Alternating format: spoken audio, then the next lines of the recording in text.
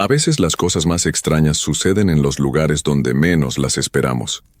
En pleno siglo XXI, con nuestros teléfonos y toda la tecnología del mundo, hay rincones donde todavía pasan cosas que nadie puede explicar, y Milpa Alta es uno de esos lugares. No estamos hablando de un pueblo perdido en la montaña, estamos hablando de la Ciudad de México, de una zona que está ahí mismo, al sur de la capital, donde la gente trabaja todos los días sembrando nopales y haciendo mole. Pero cuando cae la noche y las calles empedradas se quedan vacías, cuando el viento sopla entre los árboles y las luces de las casas se apagan, es cuando empiezan a pasar cosas que la gente prefiere no contar en voz alta. Esta historia no es ficción. Es el testimonio de lo que le pasó a una familia que vivía en uno de los pueblos de Milpa Alta hace algunos años. Los nombres han cambiado para proteger su identidad, pero todo lo demás es real. Y después de escuchar lo que te voy a contar, tal vez entiendas por qué en Milpa Alta las madres todavía les dicen a sus hijos que no salgan de noche, y por qué la gente mayor cierra bien las puertas y ventanas cuando el sol se esconde. Todo comenzó en el mes de diciembre, cuando las noches empiezan a ponerse frías y oscuras en Milpa Alta. La familia Morales vivía en una casa de 2 pisos cerca del centro del pueblo, una construcción antigua con paredes gruesas y techos de lámina. Vivían ahí el señor Luis, su esposa Beatriz y sus 3 hijos, Daniel de 12 años, Sofía de 8 y el pequeño Marcos de apenas 5 años. El señor Luis trabajaba en el campo desde muy temprano, cultivando nopales como la mayoría de la gente de la zona. Beatriz se dedicaba a la casa y a cuidar a los niños.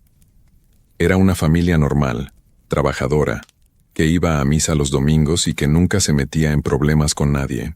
La primera vez que algo raro pasó fue una noche de miércoles. Luis había llegado tarde de trabajar, cansado y con las manos llenas de espinas de nopal, que Beatriz le ayudó a quitar con unas pinzas. Los niños ya estaban acostados en sus cuartos, y la casa estaba en silencio. Era cerca de las 11 de la noche, cuando escucharon el primer ruido. Fue un sonido extraño, como si algo pesado caminara sobre el techo de lámina. No eran pasos normales. Era un sonido seco, fuerte, como si algo grande estuviera moviéndose allá arriba. Luis y Beatriz se miraron en la oscuridad de su habitación, sin decir nada al principio. El sonido se detuvo por un momento y luego volvió a empezar, esta vez más cerca, justo encima de donde ellos estaban. «Debe ser un gato», dijo Luis, aunque en su voz había duda. Los gatos no hacen ese tipo de ruido.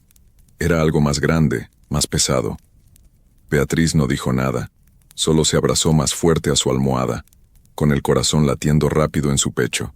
El ruido continuó por varios minutos, moviéndose de un lado a otro del techo. Luego, de repente, se escuchó algo diferente.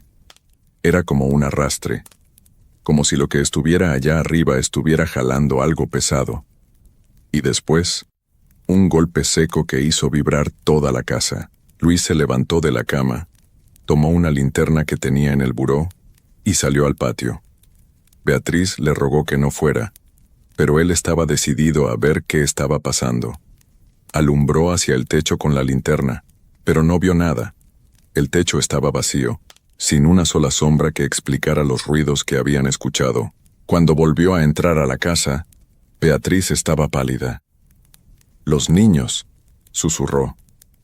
Luis corrió hacia las habitaciones de sus hijos y los encontró dormidos, tranquilos, sin señal de que algo los hubiera perturbado. Respiró aliviado y volvió a su cuarto. Esa noche lograron dormir un poco, convenciéndose a sí mismos de que había sido su imaginación, o tal vez algún animal del monte que había bajado al pueblo. Pero en el fondo, ambos sabían que algo no estaba bien. Los ruidos volvieron la noche siguiente. Esta vez eran más fuertes, más insistentes, y no solo estaban en el techo. También se escuchaban rasguños en las paredes, como si algo estuviera tratando de entrar. Daniel, el hijo mayor, despertó asustado y fue corriendo al cuarto de sus padres. «Hay algo afuera de mi ventana», dijo con los ojos llenos de lágrimas. «Vi una sombra grande y escuché que algo estaba respirando». Luis tomó un palo de escoba y fue al cuarto de Daniel. La ventana estaba cerrada, con las cortinas corridas, pero cuando las abrió y miró hacia afuera, sintió que se le helaba la sangre. En el cristal había marcas, como si alguien o algo hubiera estado arañando el vidrio, tratando de entrar. Las marcas eran profundas, hechas con algo que no eran uñas humanas. Eran más largas, más gruesas, como garras. Luis cerró rápidamente la cortina y le dijo a Daniel que durmiera esa noche con ellos. El niño no protestó y corrió a meterse entre las cobijas de sus padres, temblando de miedo. A la mañana siguiente, Luis fue a hablar con don Genaro, un vecino anciano que había vivido toda su vida en Milpa Alta y que conocía todas las historias del lugar. Cuando Luis le contó lo que estaba pasando en su casa, don Genaro se puso serio y le dijo que esperara un momento.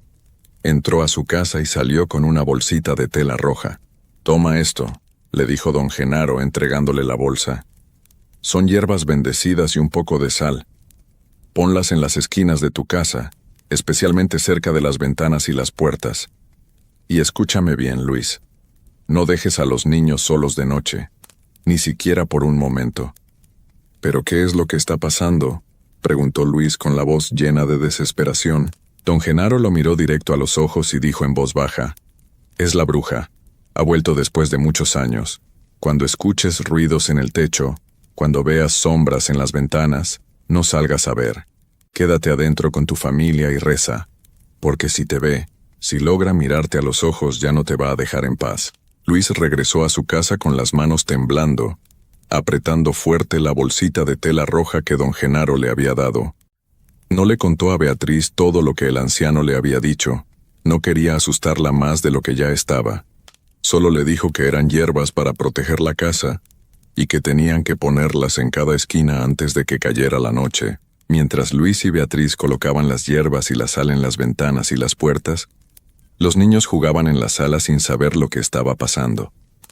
Sofía le preguntó a su mamá por qué estaban haciendo eso, y Beatriz le respondió con una sonrisa forzada que era para que los mosquitos no entraran. La niña se quedó tranquila con esa explicación, pero Daniel, que era mayor, sabía que algo andaba mal. Había visto el miedo en los ojos de su papá cuando revisó las marcas en su ventana. Esa noche, la familia cenó temprano. Beatriz hizo sopa de pollo y tortillas calientes, tratando de que todo pareciera normal. Pero nadie tenía mucha hambre. Incluso el pequeño Marcos, que siempre pedía más comida, dejó la mitad de su plato sin terminar. Había algo en el ambiente, una sensación pesada que todos podían sentir pero que nadie se atrevía a mencionar. A las 8 de la noche, Luis apagó todas las luces de afuera y revisó que cada puerta y ventana estuviera bien cerrada. Puso más sal en el marco de la puerta principal y murmuró una oración que su abuela le había enseñado cuando era niño. Luego subió a acostar a los niños con Beatriz ayudándolo a arroparlos bien. «Papá, ¿por qué cerraste todo tan temprano?», preguntó Daniel mirándolo con ojos asustados. «Para que duerman mejor, hijo, hace frío y así no entra el aire», respondió Luis, pero su voz no sonaba convincente. Los 3 niños durmieron esa noche en el mismo cuarto, juntos en una cama grande que Luis y Beatriz habían improvisado con colchones en el piso. No querían tenerlos separados, no después de lo que don Genaro les había advertido. Luis y Beatriz se quedaron despiertos en su habitación, esperando. El reloj de la sala marcaba las 11 de la noche cuando empezaron los ruidos de nuevo. Primero fue un golpe suave en el techo, como si algo acabara de aterrizar allá arriba. Luego otro golpe, y otro más. Los pasos comenzaron, lentos al principio, caminando de un extremo al otro de la casa. Beatriz se tapó la boca para no gritar. Luis la abrazó fuerte, sintiendo cómo ella temblaba entre sus brazos. Los pasos se hicieron más fuertes, más pesados, como si lo que estuviera allá arriba ya no se preocupara por esconderse, y entonces escucharon algo que les heló el alma. Una voz. Era una voz de mujer, pero no sonaba como ninguna voz humana que hubieran escuchado antes. Era áspera, ronca, como si viniera de una garganta dañada, y estaba cantando. Una canción extraña, sin palabras claras, solo un murmullo que subía y bajaba de tono, que se arrastraba por el aire como un lamento. El canto venía del techo, moviéndose de un lado a otro, siguiendo los pasos. Luis se levantó lentamente de la cama, con el corazón a punto de salírsele del pecho, y caminó hacia la ventana. Beatriz le suplicó que no lo hiciera, que recordara lo que don Genaro había dicho, pero Luis necesitaba ver. Necesitaba saber qué era lo que estaba atormentando a su familia. Corrió apenas una esquina de la cortina y miró hacia afuera, hacia el patio oscuro. Al principio no vio nada, solo la oscuridad de la noche sin luna. Pero entonces, en el techo de la casa vecina, vio una sombra. Era la figura de una mujer, o al menos algo que tenía forma de mujer. Estaba agachada, con los brazos largos colgando a los lados, y su cabello caía sobre su cara como una cortina negra. No se movía como una persona normal. Se arrastraba, como un animal, usando sus manos y pies para caminar por el techo con movimientos que no eran naturales. Luis sintió que las piernas le fallaban. Quiso gritar, quiso cerrar la cortina y correr, pero estaba paralizado, mirando esa cosa que ahora se había detenido y estaba volteando lentamente hacia su ventana. En ese momento, la criatura levantó la cabeza, y aunque Luis no podía ver su cara con claridad en la oscuridad, sintió cuando esa cosa lo miró. Sintió sus ojos clavándose en él, atravesándolo, como si pudiera ver dentro de su alma. Una sensación de frío absoluto recorrió su cuerpo y entonces la criatura abrió la boca. Lo que salió de ahí no fue un grito ni un canto. Fue un sonido que no debería existir. Algo entre un chillido y un gruñido, tan fuerte y tan horrible que hizo que las ventanas vibraran. Luis cayó hacia atrás, tropezando con sus propios pies, y Beatriz corrió a ayudarlo. ¡Te vio! ¡Te vio!, gritaba Beatriz entre lágrimas. Don Genaro dijo que no salieras, que no la miraras. Luis estaba en shock, con la cara pálida y los ojos muy abiertos. No podía hablar, no podía moverse. Solo temblaba en el piso, con la mirada perdida, como si algo dentro de él se hubiera roto. Los ruidos en el techo se volvieron más violentos. Ahora no solo eran pasos, eran golpes fuertes, como si algo estuviera tratando de romper la lámina para entrar. El canto se hizo más fuerte, más urgente, y se podían escuchar rasguños en las paredes, en las puertas, en todas las ventanas al mismo tiempo. Los niños despertaron con el ruido y empezaron a llorar. Daniel entró corriendo al cuarto de sus padres con Sofía y Marcos agarrados de su mano. «Mamá, hay algo afuera. ¿Quiere entrar?», gritaba Daniel. Beatriz reunió a todos en el centro de la habitación, los abrazó fuerte y comenzó a rezar en voz alta. Rezaba todas las oraciones que sabía, el Padre Nuestro, el Ave María, cualquier cosa que pudiera protegerlos. Luis, todavía en el suelo, empezó a rezar con ella, con la voz quebrada. Los golpes continuaron toda la noche. La casa entera parecía estar bajo ataque. Se escuchaban pasos corriendo por el techo, rasguños en todas las paredes, y ese canto horrible que no paraba, que se metía en sus oídos y en sus mentes, que no los dejaba pensar con claridad. Cuando finalmente el sol comenzó a salir, los ruidos se detuvieron de golpe. La casa quedó en silencio.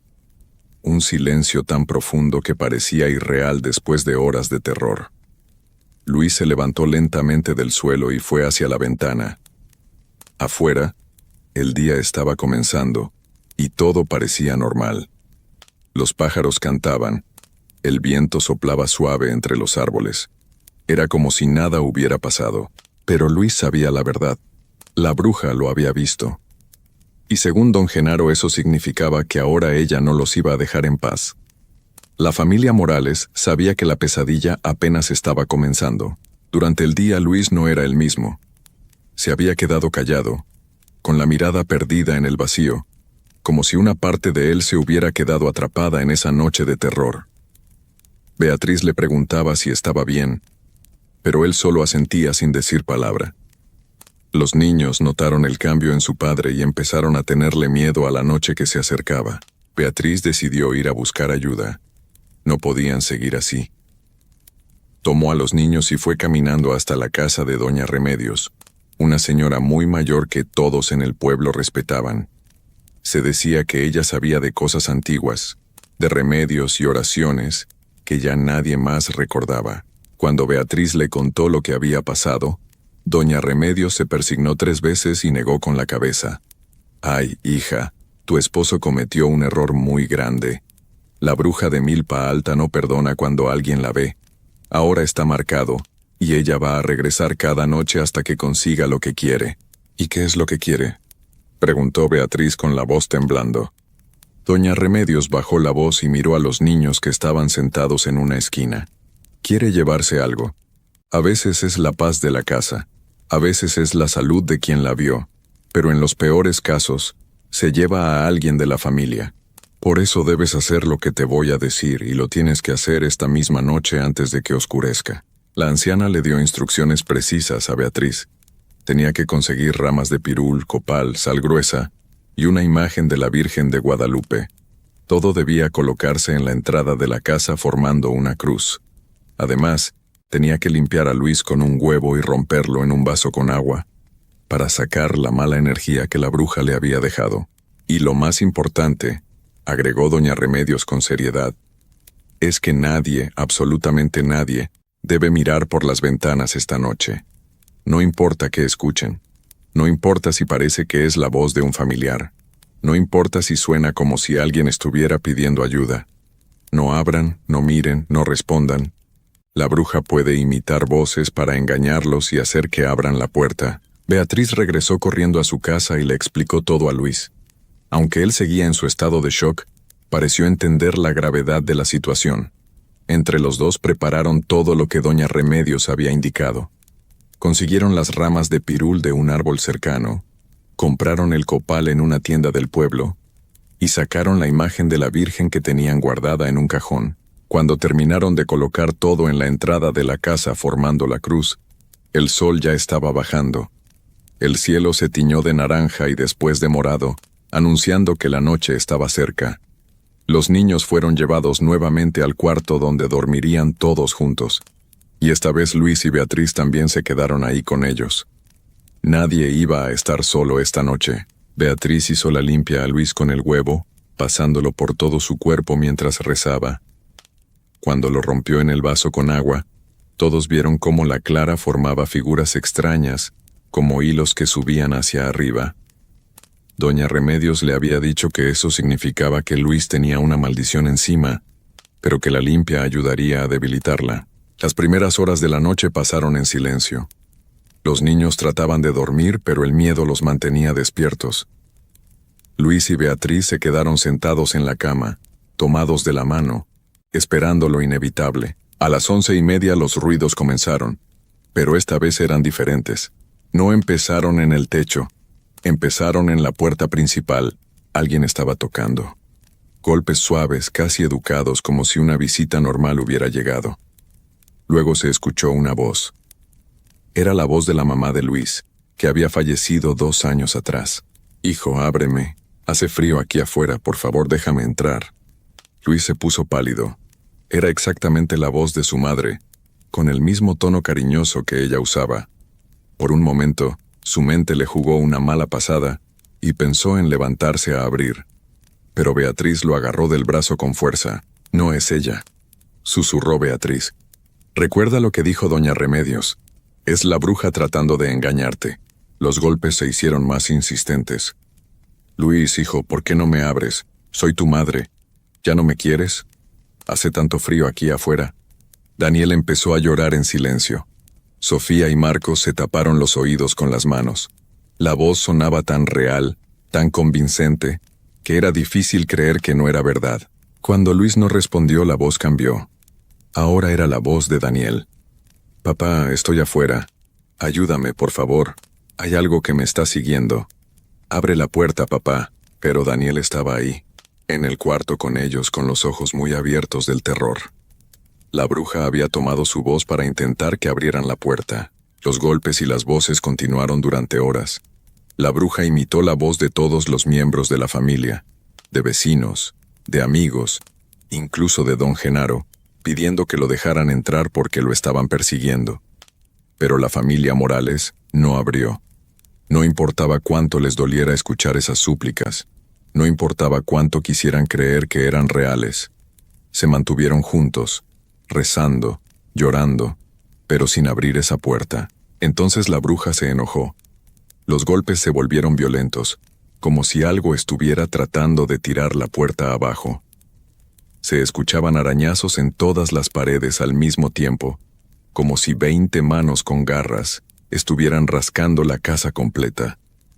El techo vibró con pasos furiosos que corrían de un lado a otro sin parar, y luego vino el grito.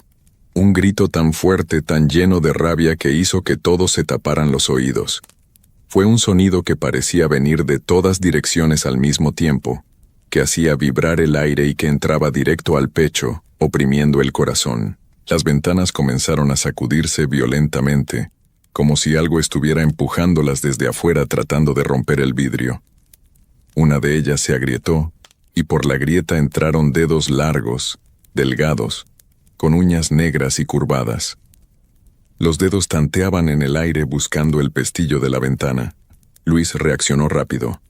Tomó el rosario que colgaba de la pared y lo presionó contra el vidrio agrietado, justo donde estaban los dedos. Inmediatamente se escuchó un chillido horrible y los dedos se retiraron, dejando marcas negras en el vidrio. «¡Sigan rezando!», gritó Luis. «¡No dejen de rezar!». Toda la familia empezó a rezar en voz alta, con todas sus fuerzas. El Padre Nuestro, el Ave María, la Magnífica, cualquier oración que conocieran.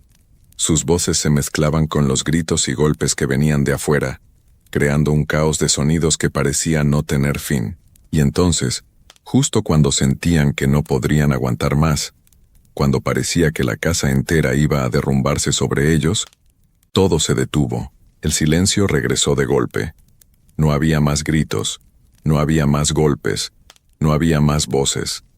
La casa quedó completamente quieta, y por primera vez en horas, pudieron escuchar su propia respiración. Luis se levantó despacio y caminó hacia la ventana.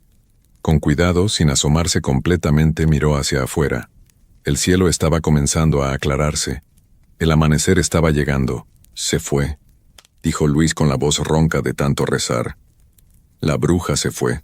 Beatriz abrazó a sus hijos que seguían temblando de miedo. Habían sobrevivido a la noche más larga de sus vidas. Cuando salió el sol completamente, Luis abrió la puerta principal con cuidado. La cruz de ramas de pirul seguía ahí, pero estaba toda quemada, como si alguien le hubiera prendido fuego. La sal que habían puesto estaba regada por todo el suelo, formando líneas extrañas.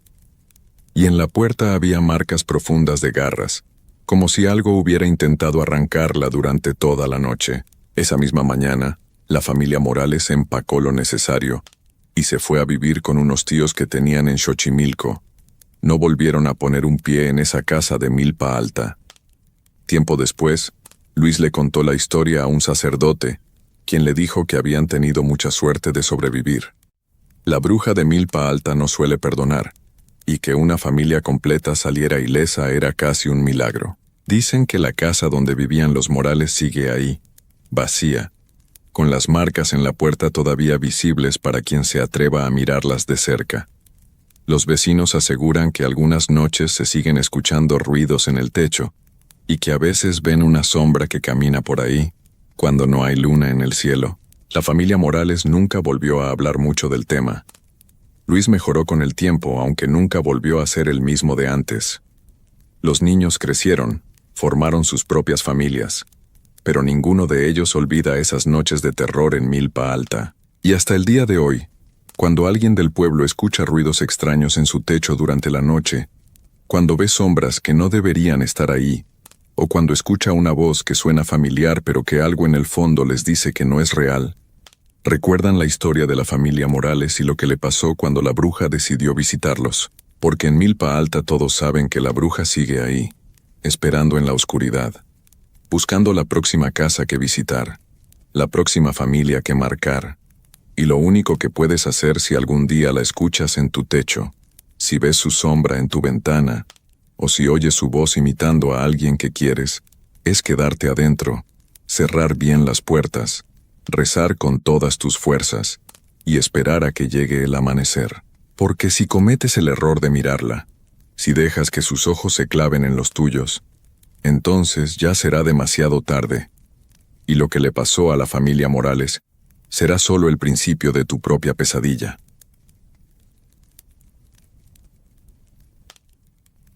A veces, cuando la noche se pone más oscura de lo normal y el viento comienza a soplar entre los árboles, con un silbido extraño, uno no puede evitar preguntarse si esas viejas historias que nos contaban nuestros abuelos tendrán algo de verdad, porque hay cosas que no se pueden explicar con la razón. Cosas que pasan en los pueblos pequeños, en esas comunidades donde todos se conocen, donde la gente sabe quién es quién y qué hace cada uno. Y cuando varias personas, gente de palabra, gente seria que nunca ha mentido en su vida, cuenta lo mismo una y otra vez, uno empieza a pensar que tal vez, solo tal vez, algo de cierto hay en todo esto. Esta es una de esas historias que se cuentan desde hace mucho tiempo en Guatemala y El Salvador. Una historia que ha pasado de generación en generación, de abuelos a padres, de padres a hijos. Y aunque muchos prefieren no hablar de ello cuando cae el sol, la verdad es que en los pueblos del interior, en esos lugares donde la luz de los faroles apenas llega y la oscuridad se vuelve espesa como una manta negra, todos saben que esto existe. Todos lo han escuchado. Algunos incluso lo han visto. La historia comienza con las mujeres del pueblo. Mujeres normales, que viven sus vidas como cualquier otra persona. Algunas son jóvenes, otras más grandes, pero todas tienen algo en común. Llevan un dolor muy profundo en el corazón. Un dolor que las ha cambiado por dentro, que las ha llenado de amargura y de un deseo oscuro de venganza, porque estas mujeres fueron despreciadas. Fueron traicionadas por hombres que juraron amarlas para siempre, pero que después las dejaron como si no valieran nada. Las abandonaron por otras, o simplemente se fueron sin dar explicaciones, dejándolas solas con su vergüenza y su tristeza. Y ese dolor, cuando se queda guardado por mucho tiempo, cuando no tiene a dónde salir, se transforma en algo más oscuro, algo peligroso. En las noches sin luna, cuando el reloj marca las 11 y el pueblo parece estar dormido, estas mujeres salen de sus casas en silencio. Nadie las ve partir. Nadie escucha sus pasos. Se cubren con mantas oscuras y caminan por los senderos que llevan al monte, lejos de las miradas curiosas, lejos de las ventanas iluminadas. Van buscando un árbol en particular, un árbol muy especial que crece en los lugares más apartados, donde la vegetación es espesa y el aire se siente pesado. Es el árbol de chilamate, un árbol que la gente del pueblo conoce bien pero que prefiere evitar, especialmente de noche. Porque ese árbol, dicen los ancianos, tiene poderes. Poderes antiguos que vienen de tiempos muy lejanos, de cuando los primeros habitantes de estas tierras practicaban rituales que ahora ya casi nadie recuerda. El árbol de chilamate solo da sus flores a la medianoche exacta, ni un minuto antes, ni un minuto después. Son flores extrañas, de un color pálido que casi brilla en la oscuridad, y tienen un olor dulzón pero a la vez desagradable, como de algo que se está pudriendo. Las mujeres que conocen el secreto saben que deben llegar justo a tiempo, porque las flores solo duran unos pocos minutos antes de marchitarse y caer al suelo. Cuando la mujer llega al árbol, en ese momento exacto de la medianoche, estira su mano y toma una de esas flores con mucho cuidado. La sostiene entre sus dedos temblorosos y cierra los ojos. Entonces comienza a recitar las palabras. Palabras muy antiguas, en un idioma que ya casi nadie habla, un idioma que viene de los antepasados, de aquellos que vivieron en estas tierras mucho antes de que llegaran los españoles con sus cruces y sus Biblias. Las palabras suenan extrañas, casi como un canto, pero un canto que eriza la piel de quien lo escucha. La mujer repite la oración una y otra vez, con los ojos cerrados y la flor apretada contra su pecho, y entonces comienza a pasar algo horrible. Su piel empieza a desprenderse, no de golpe, sino poco a poco, como si fuera una ropa vieja que se va cayendo a pedazos. La mujer no grita, no se queja, porque sabe que esto es parte del proceso. Debajo de esa piel que se cae, Empieza a crecer algo diferente. Pelo. Mucho pelo, oscuro y áspero, que cubre todo su cuerpo en cuestión de segundos. Sus manos y sus pies comienzan a alargarse. Los dedos se vuelven más largos, más fuertes, con uñas gruesas y filosas como garras.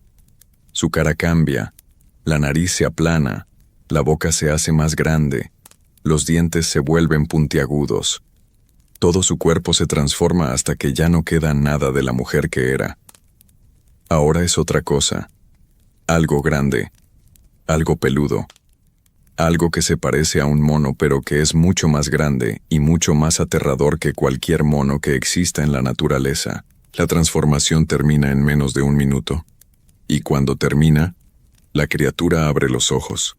Pero ya no son ojos humanos.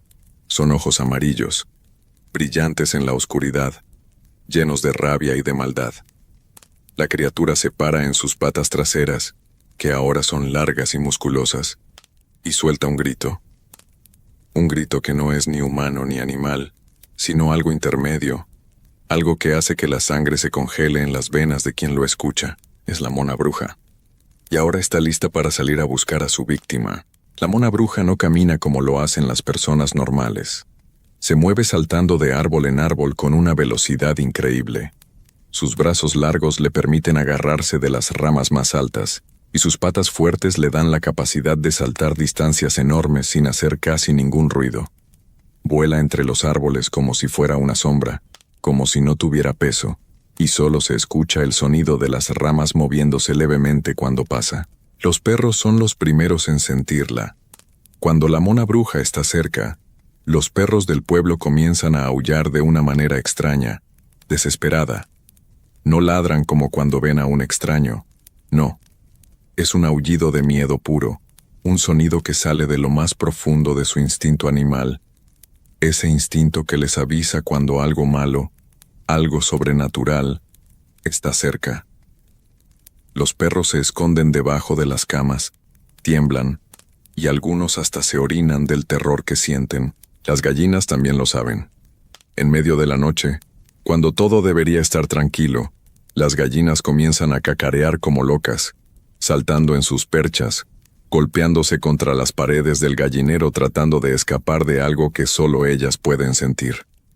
Los gallos cantan fuera de hora, con un canto ronco y desesperado que despierta a la gente del pueblo. Pero la mayoría de las personas, cuando escuchan esos sonidos en medio de la noche, prefieren quedarse en sus casas. Cierran las puertas con llave, traban las ventanas, se meten debajo de las cobijas y rezan. Porque saben que cuando los animales se ponen así, es porque la mona bruja anda rondando. Y lo último que alguien quiere es encontrarse con ella cara a cara. La mona bruja tiene un objetivo. Ella sabe exactamente a quién busca. Es el hombre que le rompió el corazón, el hombre que la abandonó, el hombre que juró amarla pero que después la traicionó. Ella conoce su casa, conoce sus hábitos, sabe a qué hora se acuesta y a qué hora se levanta, y esta noche va por él. La criatura llega al techo de la casa del hombre. Se mueve con cuidado, colocando sus patas largas sobre las tejas sin hacer mucho ruido al principio. Pero después, cuando ya está segura de que está en el lugar correcto, comienza a correr. Corre de un lado al otro del techo, pisando fuerte, haciendo que las tejas suenen como si estuvieran a punto de romperse. El ruido es terrible, como si algo muy pesado estuviera caminando arriba, arrastrando cosas, golpeando. El hombre se despierta con un sobresalto. Al principio piensa que tal vez sea el viento, o que algún animal grande se subió al techo. Pero el ruido continúa, cada vez más fuerte, cada vez más cerca de donde él está acostado. Puede escuchar los pasos, puede sentir cómo toda la casa tiembla levemente con cada pisada, y entonces escucha la risa. Una risa escalofriante, aguda, que parece venir de todas partes a la vez. Una risa que no es de este mundo, que suena como si alguien estuviera disfrutando del terror que está causando. La risa se mezcla con gritos extraños, alaridos que hacen que se le pongan los pelos de punta, que le hielan la sangre. El hombre se levanta de la cama temblando. Su corazón late tan fuerte que siente que va a salirse de su pecho. Enciende la luz con manos temblorosas y mira hacia arriba, hacia el techo, como si pudiera ver a través de él. El ruido continúa. Ahora puede escuchar algo que suena como uñas largas arañando las tejas, algo que golpea las paredes desde afuera. El hombre sabe que no puede quedarse ahí encerrado. Sabe que esa cosa, sea lo que sea, no se va a ir así nomás. Puede sentirlo. Es como si algo dentro de él, algo muy profundo, le dijera que esa criatura vino por él específicamente, que no se irá hasta conseguir lo que busca. Algunos hombres, los más valientes o los más desesperados, intentan salir de la casa. Agarran lo primero que encuentran, un palo, un machete, cualquier cosa que pueda servir como arma, y abren la puerta principal con cuidado. Miran hacia arriba, hacia el techo, tratando de ver qué es esa cosa que está haciendo tanto escándalo. Y ahí está ella. La mona bruja los mira desde arriba, colgando del borde del techo con sus brazos largos y peludos. Sus ojos amarillos brillan en la oscuridad como dos linternas. Su boca está abierta, mostrando esos dientes puntiagudos, y de su garganta sale un sonido gutural, amenazante, como el gruñido de una bestia salvaje mezclado con algo que casi suena humano. El hombre se queda paralizado. No puede moverse, no puede gritar, solo puede mirar a esa criatura horrible que lo observa con una mezcla de odio y satisfacción. Y entonces la mona bruja salta del techo directo hacia él con una velocidad sobrenatural. El hombre apenas tiene tiempo de reaccionar. Algunos corren de regreso a la casa y cierran la puerta de golpe, poniendo todo lo que pueden contra ella para mantenerla cerrada. Otros se quedan afuera, congelados del miedo, y es entonces cuando la mona bruja los alcanza. La criatura no los lastima físicamente, no les hace daño en el cuerpo, pero hace algo peor, mucho peor. Los abraza, los envuelve con sus brazos largos y peludos, pegando su cuerpo peludo contra ellos, presionando su cara de mono contra la cara del hombre. Y ahí, en ese abrazo horrible, le habla con voz de mujer, con la voz de la mujer que fue. Le recuerda todo lo que hicieron juntos, todas las promesas que él le hizo y no cumplió, todas las veces que le juró amor eterno para después irse con otra. Le dice cuánto sufrió por su culpa, cuántas noches lloró, cuánto dolor guardó en su corazón hasta que ese dolor se transformó en lo que ella es ahora. El hombre puede sentir el aliento caliente de la criatura en su cara, puede oler ese olor extraño que sale de su cuerpo, mezcla de animal y de algo podrido, algo que huele a muerte y a tierra mojada. Y por más que intenta zafarse, por más que empuja y trata de escapar, los brazos de la mona bruja son demasiado fuertes. Es como estar atrapado en un abrazo de hierro. Algunos hombres después de esa experiencia se enferman. Se enferman de una manera que ningún doctor puede explicar. Se ponen pálidos, dejan de comer, dejan de dormir. Empiezan a ver cosas que no están ahí, a escuchar voces en medio de la noche. Es como si una parte de ellos se hubiera quedado atrapada en ese abrazo, en ese momento de terror puro, y ya no pudieran regresar completamente a ser quienes eran antes. Otros hombres, los que logran encerrarse en sus casas a tiempo, pasan toda la noche escuchando cómo la mona bruja camina en el techo. Toda la noche el ruido no para, pasos que van y vienen, golpes en las paredes, arañazos en las puertas y ventanas, la risa horrible que suena cada cierto tiempo burlándose de él, recordándole que ella está ahí, que sabe dónde está, que puede esperarlo el tiempo que sea necesario. Hay noches en que la mona bruja se queda hasta que amanece. Se queda ahí arriba, haciendo ruido, asustando al hombre, sin dejarlo dormir ni un segundo. Y justo cuando los primeros rayos del sol comienzan a aparecer en el horizonte, cuando el cielo empieza a aclararse y el gallo canta por primera vez, el ruido para de repente. Un silencio absoluto cae sobre la casa. El hombre, exhausto con los nervios destrozados, se asoma con cuidado por la ventana. Mira hacia el techo y no hay nada. La criatura se ha ido. Desapareció con la misma rapidez con la que apareció. Pero la mona bruja no se ha ido para siempre. Ella volverá. Tal vez no mañana, tal vez no la próxima semana, pero volverá. Porque una vez que una mujer se transforma en mona bruja y marca a un hombre como su objetivo, no descansa hasta que siente que la venganza está completa. Volverá una y otra vez, en las noches más oscuras, cuando menos se lo espere, y cada vez que vuelve, el terror es peor. Porque el hombre sabe que ella vendrá, vive esperándola, vive con ese miedo constante en el pecho. Ya no puede dormir tranquilo. Cada ruido en la noche lo hace saltar de la cama.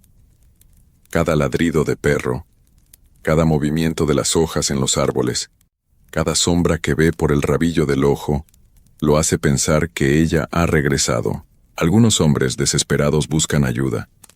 Van con las personas mayores del pueblo, con aquellos que conocen las viejas costumbres, los que saben de rezos y de plantas medicinales, y de cosas que ya casi nadie practica.